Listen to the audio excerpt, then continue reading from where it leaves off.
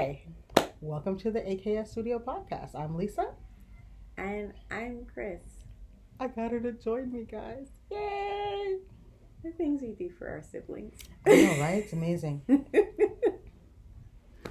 So,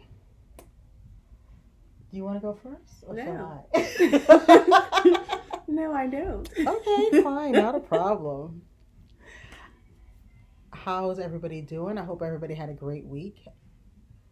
We had kind of an up and down week.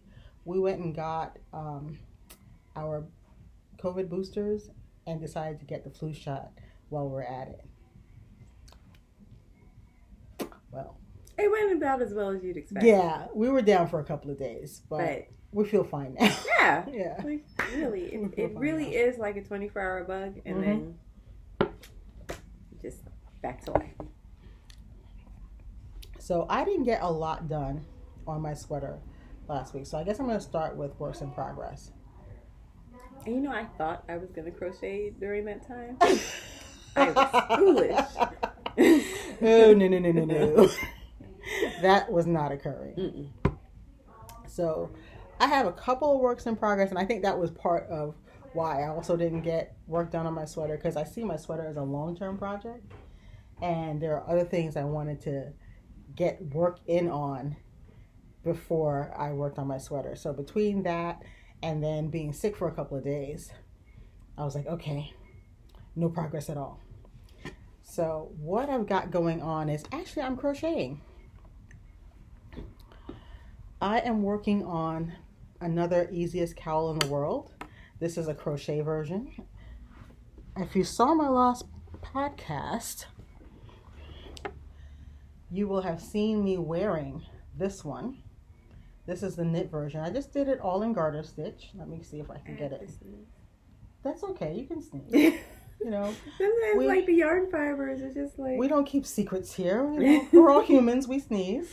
Let me explain. Sometimes you will see me like bobbing my head, and it's because we can hear there's music playing in the building that we're in, and so sometimes I'm feeling a little funkadelic. And that's what's happening. I'm not just like off somewhere in my head. The radio station in your head is not like banging. No, that's not what's happening. So this is my knitted easiest cowl in the world. And I did a whole tutorial on how to make this. But it's so easy that Mom made one in Tunisian crochet. You see, I haven't even bound off I haven't even put in that last end. Love it. And I decided to also crochet one. Now, initially I had planned to just do straight up single crochet, but honestly, I didn't like the fabric I was getting. Although it did show up this yarn beautifully. So if you do want to single crochet something, this is Berroco Topaz. It's a new yarn this fall, I think. Really gorgeous wool and alpaca blend that is thick and thin. And I really liked how the thick part was showing up in the single crochet. So what I decided to do, I still wanted to get that effect. So I decided to alternate between half doubles and singles. And I like the drape of the fabric a lot better. Yes, all single crochet will give you a denser fabric that's not going to drape as much unless you like go up hook size or something. So you'll want to do a less dense stitch or do like back loop only or something. Yeah, I thought about that too. I thought back loop only, but I was like, you know what? I just want it to be drapier because this has drape, that has drape, and as you see, it just lays so nicely. So half double, alternated with singles, and I'm getting my drape, and I'm still getting the pop of the thicks. And I love the way you can really see the thick section. Yeah. That is just working for me. It's a nice yarn though. I like this yarn. Stuff. I really, really like it. And it's very comfortable to wear. So, because alpaca, it has that level of softness. So, I had to stop working on this too because I was a little cross-eyed. So, I will probably finish this week. And then I will just do the fold. So if you want to check it out, last week's episode, I did a tutorial. There's also a photo tutorial on the blog. And I did a handy dandy. Now I happen to do this in a worsted weight yarn, but there's no reason you have to do it always in a worsted weight yarn. We done it anyway.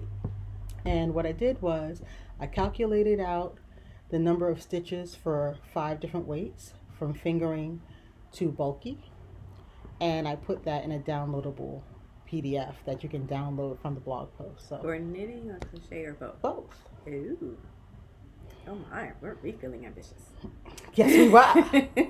Yes, we were. So if you happen to have yarn knocking around, you don't know what you want to do with, it takes, I would say, in worsted weight, about 75 grams. Okay. So about 3/4 of one skein of worsted weight yarn. I haven't made it in the other weights yet, but I would imagine. Yeah, I want to make a fingering weight version. Yeah, I would imagine it wouldn't take much more in terms of yarn weight. Mm-hmm. I couldn't tell you the yardage though, but it's really not that much in terms of yardage. And it's really nice to wear. That's where I'm at. It's actually quite warm in here, so I'm not going to keep wearing that. So that's where I am. It's supposed to get up to like 80 by the weekend. Yeah, I thought it was supposed to like go down again into the 40s. I thought it was autumn. But the autumn is not that autumnal this year. Wait, autumn means something different now. So we also have, so this I'm making as part of our hashtag AKS 2021 GAL. Our gift along. You got the hashtag. I know, right? I'm going to put it in on the bottom too. So just in case I said it wrong, it'll be right on the screen. So it's just about making small things that you can give as gifts in December, but getting started now. Don't try to start that on like December 12th. You'll be crying. You'll be thinking about it Thanksgiving weekend. You're like, mm-mm. So this is my official gift along. So if I'm going to be gifting any cowls, it will actually be this cowl, because depending on the stitch and the yarn, you can tailor it to suit pretty much any taste, any gender. And it's such an easy knit or crochet. That will look so cute, like sticking out of a coat or a jacket. I can't wait till it's cool enough to at least take some pictures in a coat with this sticking up out of the top. That's going to be really cute. We're also celebrating Socktober this year. So at the beginning of the month, I was like, hey, let's make some socks, guys. And I got as far as winding my yarn. So, because I'm going to do my socks 2 at a time. You know what? We're not going to get hung up on time. Oh. No, we're not going to get hung up on time. When we're talking about a specific month, we're not talking about time. It's a 31-day month. It's a long month. Okay. So I took a ball of... You're so wrong. I said nothing. I took a ball of this here yarn that I can't remember the name of right now. It's Superba Vintage. Yes, it is distributed by Universal. Yeah. Rico Superba Vintage, also a beautiful yarn.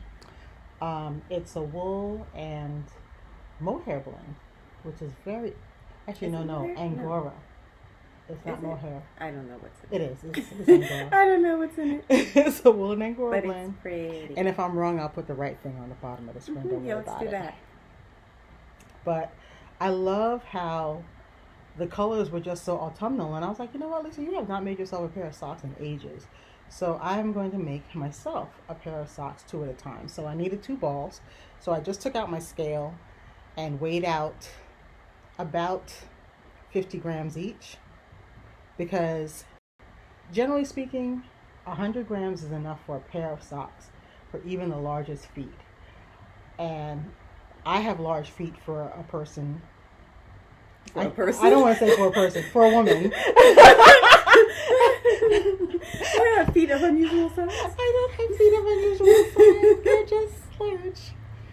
Oh, speaking of large feet. I wasn't going to bring it up. Oh my God. I wasn't going to bring it up. So my mom is crocheting socks, right? I'm going to have her on next week and she's going to talk about crocheting socks. Does she know that? Yeah. We talked about it yesterday. I'm not going to let her find out on the podcast. That's a good idea, though. Oh, no. And she's also using the Rico. It's really cute. But she had chosen this pattern, and the pattern, she had chosen it because the pattern said, oh, the sock is customizable, and it would give you instructions for customizing the sock in the pattern. So she was like, okay, cool. Now, the designer is European and probably bilingual.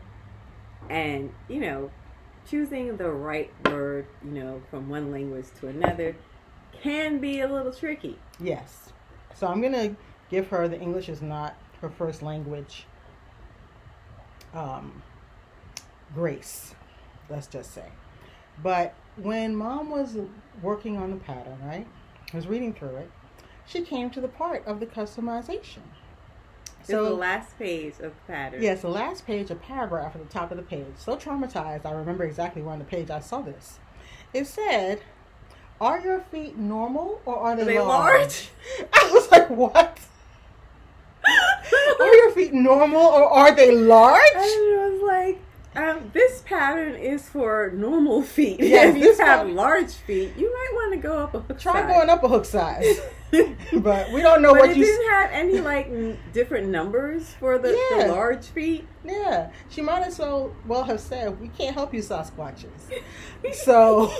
And I'm sure it was just a poor choice of wording. I'm gonna like give her the benefit of the doubt. I don't think she realized how it sounds in English to say, you know, or to contrast large versus normal. Yes. Like to say if your feet are above a certain size, you're a freak show. You're a freak. You know. And it kind of put our mom off that pattern. You know, what circus tent are you in? I don't know. But my 11 wide feet do not take more than 100 grams of yarn to make a pair of socks. What's your OnlyFans? That's your OnlyFans, exactly. I always have a good ball left over. I mean, too much to throw away. But, yeah, so that's something to watch out for. Point being, 100 grams is enough for, you know. A pair, yes.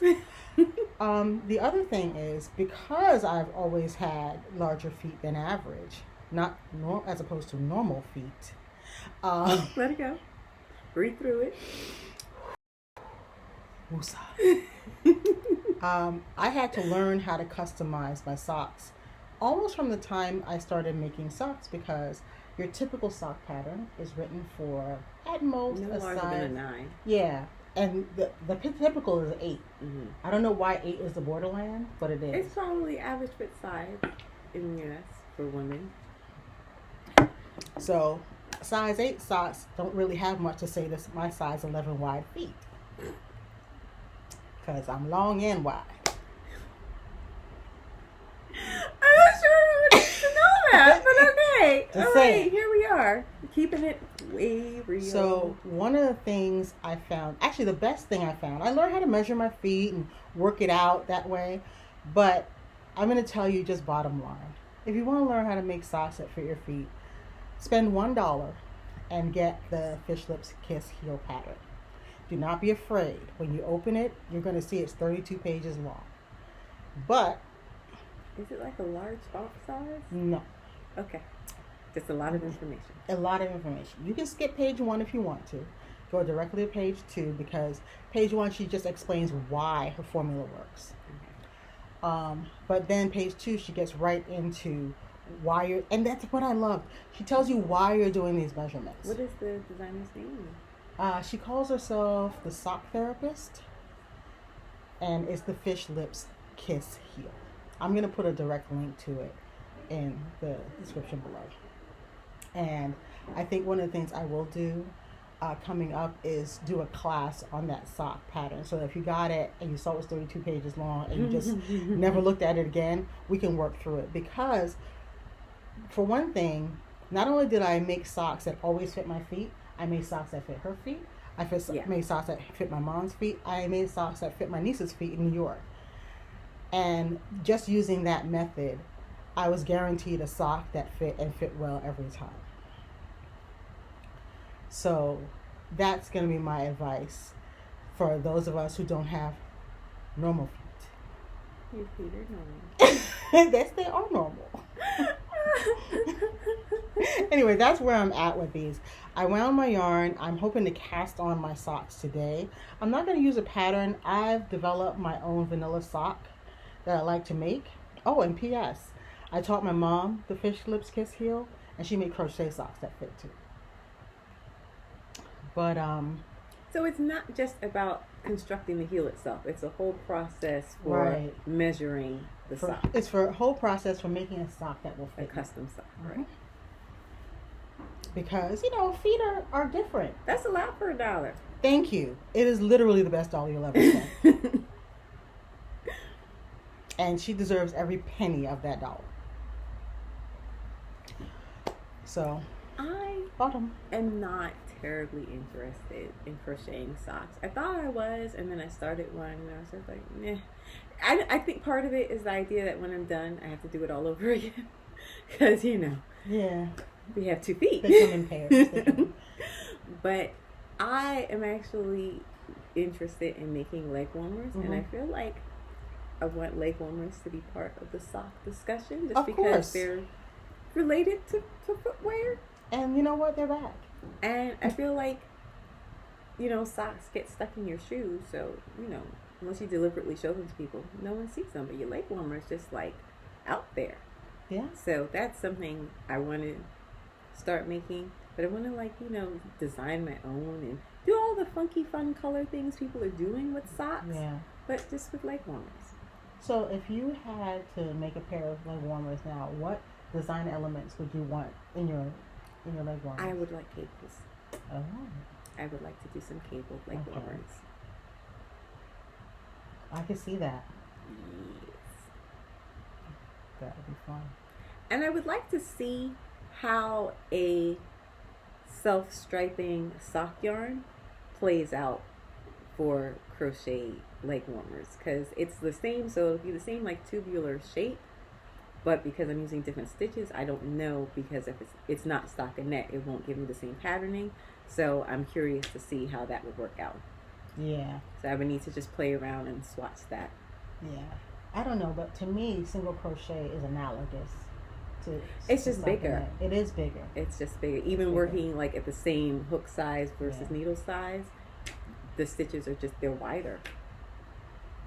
So maybe rather than a self-striping sock yarn, because the sock yarn, they calibrate the stripes. You could get one that makes a wider stripe, and you would just get a narrower stripe if you crochet it. Yeah. You know what? I would like to get different striping sock yarns and sample each one. But you might consider also sport weight striping. Yeah, well, leg warmers is something that can be made at any weight. Yeah. So. But I'm thinking the stripe length might be a little bit bigger, because they're not expecting them to be used for socks. Interesting idea. I think that's all I have for works in progress right now, and works about to get in progress. But I say, look, every piece you do on a project, it counts. It's like a pre-whip. Exactly. It's like Schrodinger's cat of projects. No. It's going and it's not going. It's going and it's not going. Oh my goodness. My last whip is my sweater. Like I said, not much progress on it, but there's more color work on the bottom. Ooh, what just fell out? Pencil. Okay, good. I was like, oh, hope it wasn't something I need. Now you can actually see the treetops. There they go, all the way around. Yippee-ki-yay. So I have about 2 inches done and out of 6. So I have another 4 inches to go on the bottom of this sweater, and then it will be time to cast on my sleeves. And I love it. I love everything about it. I love the color. I love the way it feels. I have purposely done my color work loose because I saw how much the yarn tightens up when you wash it. And this puppy's going through the washer and the dryer. Yes, it is. But I wanted you to see more of my ladder back jacquard. And you see how I have those stitches running up the back there? This is actually a slippered fabric on the back side of the work. So that bridges the gaps between these long stretches of trees. And I will probably switch back to just ordinary color work when everything gets closer together towards the bottom. And then I will just do the hem, the ribbing. Although, you know, my brain is never satisfied just to knit the pattern as written. I always change something. I'm considering changing the hem. Why? I think I want some textural contrast that's different than the ribbing. I think I want to... so the ribbing is just going to go back to this color? No, it's going to be the dark brown. Oh, it's going to be in the brown. Okay. Yeah. It's going to be in the dark brown. And I think I want to make it like a garter stitch border on the bottom, just so I have that texture. I think it's because I've been working in garters. I just did that cowl and garter stitch, and I just liked it so much. So this would be the hem of my sweater and the cuffs and maybe the neckline, just for some textural contrast. But that's where I'm thinking right now. So let's talk about your finished objects. Well, your work in progress. Yeah, my finished objects. Ah. I didn't do my homework. I don't know. I have talked about my crochet on weave because I'm working on a dress, and I really like how the dress is coming out. Right. But it's basically a tube dress that I'm making in a really nice yarn. It is Monos, and I think it is Fino. It might be Fino, but it's a wool silk. Right. So, and it's a single ply. I love single ply yarns because I think they give you texture without you doing anything. It's a fingering weight, so I'm using a 3.25 millimeter hook, and the dress comes down past my knees. So it's gonna take a minute, and not only is it gonna take a long time to make, but it's basically, because I've also used like this beaded yarn, it's basically like a cocktail dress, and I don't know when I'm gonna wear it. I don't live a cocktail dress kind of life, let me tell you. And even if I did, I'd have that on pause right now. I love wearing the things that I make, and for me, that's like my reward for like putting in the work, making all these stitches. So making something that I know it's going to be like a while before I get to wear, it's been dampening my motivation. But, you know, I'm loving the yarn, and I think it's coming out the way I want it to. So I do want to finish it. I haven't like lost interest in the project. But I decided I was going to work on that and take breaks and make other things. But then I picked up some other things that, like, one, I'm just not sure how it's going. It's this poncho, and I really like the pattern, but at first I have like my whole thing with, I don't know, I'm not crazy about working with patterns, and then I'm not sure, so I made some changes. It's a very unusual structure to the garment, and I'm just not sure I'm doing it right. Oh, okay. I feel like I don't know how it's going, and so I hit the pause on that. What pattern is it? It is called Sand and Shells. It's either called Sand and Shells or Sea and Shells. I think it's called Sand and Shells. And it's by Yumiko Alexander, and it's in the book Rustic Modern Crochet.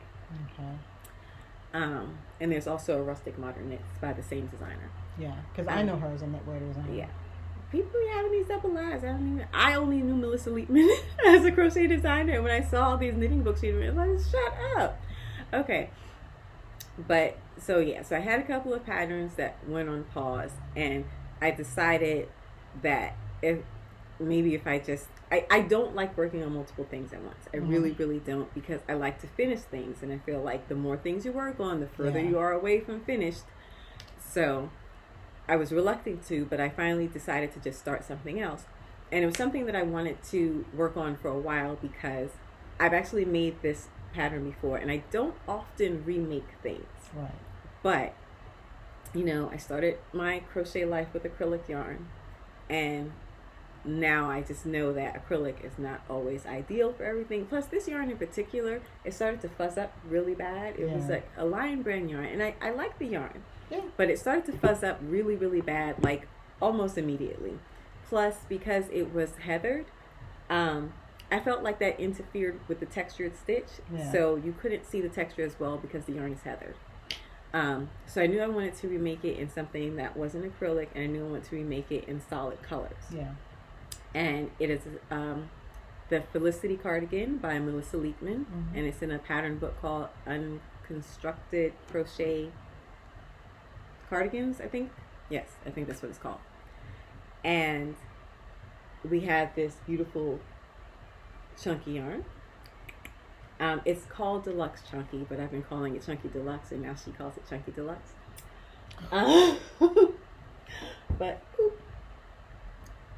But I'm remaking my cardigan out of it, and I feel like this texture is everything, and I'm loving it. And I feel like you can see, I think you can see how beautiful the texture is because it's a solid yarn. I do think heathered yarn was just a mistake. It's gonna disguise it, So this will be the front. So the front is going to be mostly gray, and then the sides and back will be the coral color, and then so you work it side to side. So the gray will be on this side as well. I have 12 more rows to do to finish the body, and then I'll do the sleeves, and I'm also going to do some of the gray on the sleeves. And I think it looks so much better than my original version, which I loved. You know, it came out really well, but I just made the wrong choices. And because you know what, when I started making garments, all I cared about was matching the weight of the yarn. I didn't think about the fiber content or even, you know, the color or anything like that. So if the pattern called for a bulky yarn, and I had bulky yarn, that was it. And that worked for a while. But the thing is too, we were never people who literally made the pattern out of the yarn that was shown in the pattern. I never had pattern yarn. That was, you know what, when we were kids and we were working from those books that Grandma had, it was impossible. There was no way to get that yarn. You know, but because a lot of times by the time the book actually comes out and if you don't buy it in the first rush, that yarn is discontinued anyway. And we tended to get our yarn at Woolworths. You know. In fact, the yarn I made this out of the first time is discontinued now. There's no way to get it. So I couldn't make it out of that yarn again if I wanted to. So what we're not saying is, you know, acrylic boo. No, definitely not. It's just that it's not for every project. And you have to think about the color because, like you said, this texture, if you have to let it be the star of the show. Yeah, a variegated yarn or even a heathered yarn, that's going to disguise all this. And this is popping. And it was a dark color anyway. It was purple, and then it was heathered. So you can see that there's some texture there, but you're not seeing this. And this is giving like the most amazing stitch definition. And the texture, I love it. It's so simple. It's one stitch, just done in an interesting way. And it's giving you gorgeous texture. And I think I needed something that was really simple, that I could just finish quickly, because I wanted a sense of completion. Once you get further and further away from finishing anything, you just feel like, ugh. You're in the middle. Like, why am I bothering? So I have a question though. Now this was, I saw it on the front of the book. It was shown in single color. What made you decide to color block it? I just find using more than one color more interesting now. I don't know. I find, so it started with buying hand-dyed yarn. Here's what had happened. What had happened was? Yes, what had happened was, because I never used hand-dyed yarn before we had the yarn store. So I've only been using hand-dyed for like the last 3 years. But, you know, hand-dye is expensive. It is not, you know, trivial to buy enough hand-dyed yarn to make a garment. So I'm not always able to do that. So I started trying to figure out ways to use a small amount of hand-dyed yarn combined with a less expensive yarn to get a whole garment out of it. And after, I started doing that for purely practical economic reasons. But once I started doing it, I realized that it was just forcing me to be way more creative. And that I could take a really, really simple design, something that was even just all one stitch, all single crochet or what have you, and make something that looked way more interesting just by, it's something as simple as stripes. Right. Just by combining different yarns with one another. So originally I was going to make a dress out of this, and I was going to color block the dress. Right. And when I decided to make the cardigan instead with this yarn, I was like, well, I still want to color block it. And so, since it was worked side to side, I was just like, okay, we'll do a color block at the beginning and a color block at the end. Yeah. That was as much thought as I put into like the placement of the gray.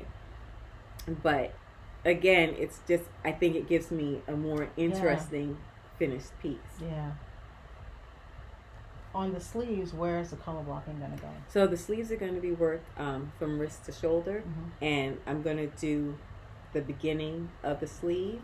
And make it the same width as this. Oh, yeah. That'll really tie it together. Yeah. Yeah. So I'm going to do the exact same number of rows and block the sleeves the same way I block the body of the garment. That's going to be cool.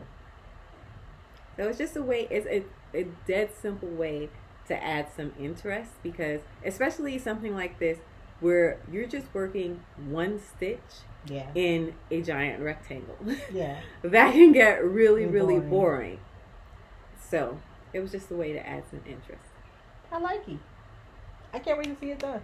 And you could do, like, I could have done stripes, like I could have worked all the way up to the armhole and just done stripes of different colors. I could have added color in a lot of different ways. This is just what I came up with the yarn that I had. That is cool. I would have just drawn out the rectangle and tried different color schemes. You know, like I said, because I was in the ennui. Yeah. I really just wanted to start something. Yeah. So you did it on the hook. Yes. Yeah. I'm just going. Exactly. That's exactly what happened. But that's a good tip about the colors too, because dark colors will kind of hide texture. It really depends on the dark color. Like I kitted up some of the ponchos that we had in for the trunk show. We did a trunk show of this yarn just recently, and I chose the lighter colors because that cabling on the front, it's on the back, it's everywhere, and if you're gonna do all that cabling, it's a beautiful cable poncho. To be visible. Exactly. And the crochet poncho that I'm kitting up is also kind of a symphony of texture, so I'm sticking with the lighter, brighter colors so that you can really see it. You know, when I started making garments, I didn't think of myself as designing anything because I was following a pattern. It's like, oh, this is someone else's design, and I'm just like, doing what they tell me to do. Right. But now that I'm thinking more of what I make as really a part of my wardrobe, I'm realizing that even if I'm following someone else's pattern, I still have to design it in a way that it's a garment that fits my wardrobe and fits my personal style. And I didn't realize that, because all I cared about was like finishing a thing, because I didn't know how to. So anytime I finished something, I was really, really excited. Right. Now it's about being able, the challenge for me is customizing it and making it what I want it to be, as opposed to just making something. Right. It's a piece of slow fashion. It's not necessarily just a project to do as an exercise. Correct. Yeah. And there's an opportunity to learn. Each garment I make it's like a class I'm taking. It's just like, because you're learning to do something the way someone else would do it, as opposed to the way you might have thought to do it yourself. Right. So. And I think that's the issue Mom has with patterns, because her experience is so deep. If someone designs something in a quirky way, she gets stuck in the pattern because you're like, wait a minute, that can't go that way. And sometimes, like, she'll be reading a pattern and she'll say, but why do it that way? Yeah. And that was the problem I started to have with patterns. It was just like, once I started to understand a little bit more about construction, not that I know everything now. Right. But it was like, well, that's not the way I would do that. So eventually it was just like, well, why don't I just try to do some things my way? Hello. So it's a leap. it's a big leap to go from not using patterns, from using patterns to not using patterns. But or even really to take that intermediate step. That intermediate step, that's a big leap too. Because, you know, look, for a while there, you were like, look, when I would say to you, oh, well, why don't you change this? You'd be like, no, the pattern says. Here's the thing. I think of it like when you're driving and you're someplace unfamiliar, right? You're like, oh, if I make a wrong turn, I don't know where I am. And, you know, I wasn't driving before GPS was a thing, but I'm old enough to know what driving is like without GPS. So if you make that wrong turn and you have that little piece of paper from Yahoo Maps that might fly out the window, ask us how we know about that. You won't know where you are. So I felt like if I deviated from the pattern, I wouldn't know what the next steps were or how to finish the garment. I get it. So it wasn't until I really understood more of how to make a sweater start to finish that I felt like, okay, I don't necessarily have to follow this set of instructions exactly. But, you know, you have to, like, build that confidence. Yeah. And, it took a minute. It took a minute. It does. But, do you have anything else going on? I'm, like, in the process of designing something as well. So, this yarn was going to be a sweater dress. But now, this yarn is going to be my sweater dress. So this is from Premier, and it is called Bello. Wait, I have it right here. Ooh. Okay, Ciao Merino. I knew it was something Italian. Okay, so it's called Ciao Merino, and it is merino and alpaca. So when I saw that, I was like, yeah, I want that. That's gonna be crazy soft. And so this is just a swatch that I made. That's just seed stitch, so it's alternating single crochet, double crochet, and then each row you single in the doubles and double in the singles. And I think this is the stitch pattern I'm going to use for the dress. But again, the dress is still going to be color block. That's still the plan. So I might do a different stitch for the part that's in another color. Okay. And this is a chain net yarn. I don't know why, but I love chain net yarns. I think they work really, especially well for crochet. I think you're not fighting the twist. Like I was about to say, it's almost like working with a really high twist yarn. Yeah. You don't have to fight the twist in this stuff. So I do like working with chain nets, and I'm still figuring out what I want the dress to be. But I'm thinking to just keep it simple. I don't think I'm going to do any shaping. I think it's just going to be like almost like a big boxy tee.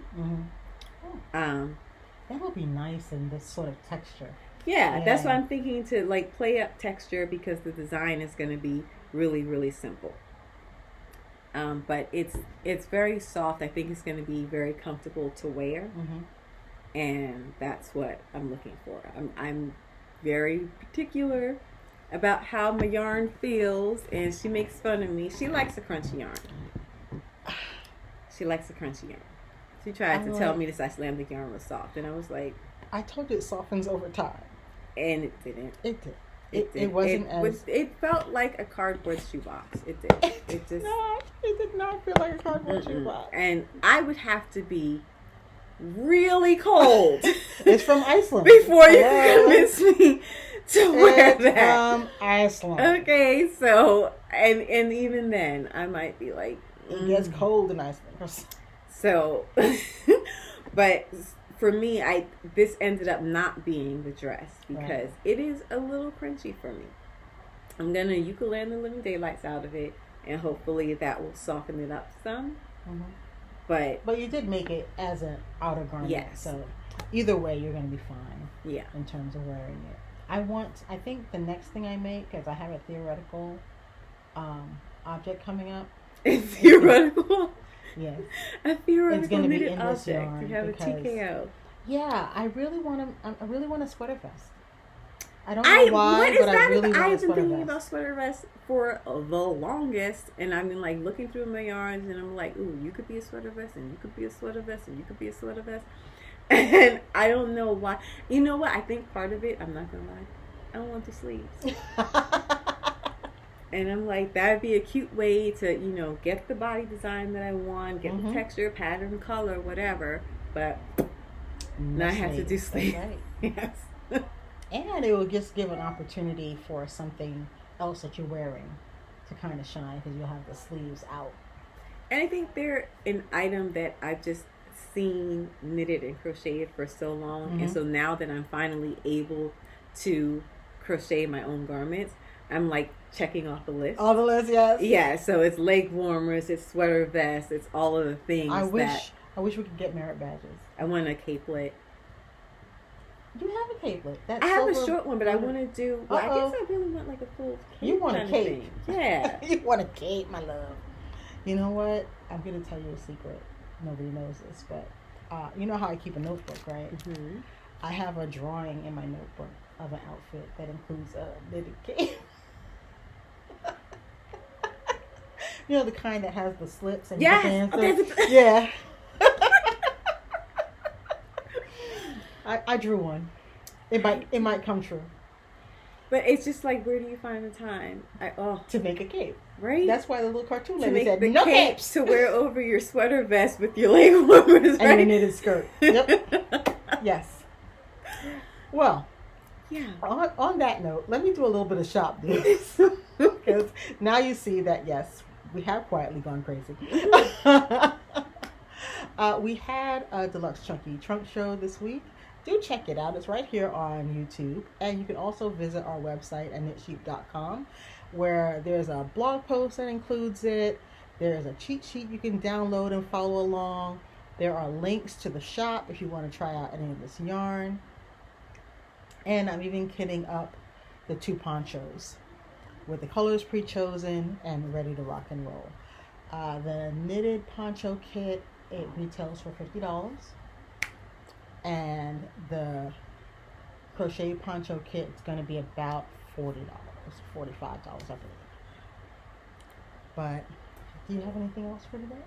No, I think that's it. I think that's it for us too. We will see you guys next week. Have a great day. Bye.